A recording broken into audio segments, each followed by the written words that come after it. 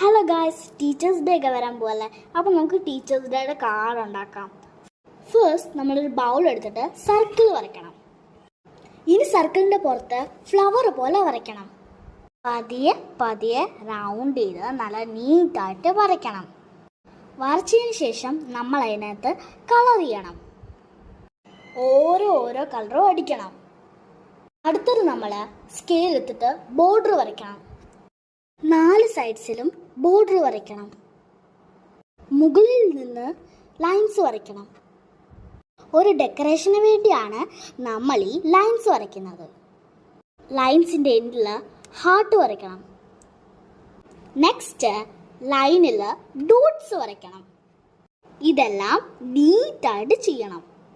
ഇനി നമ്മൾ ഫ്ലവറിനകത്ത് happy teachers day എന്ന് എഴുതണം.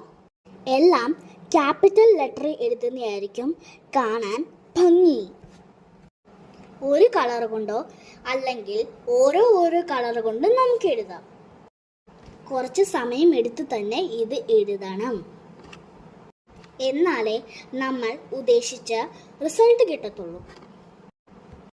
ഇനി നമ്മൾ ഇതിനകത്ത് കുഞ്ഞ് ഹാർട്ടുകൾ വരയ്ക്കണം. ഓരോ കളറായിട്ടും വരയ്ക്കാം.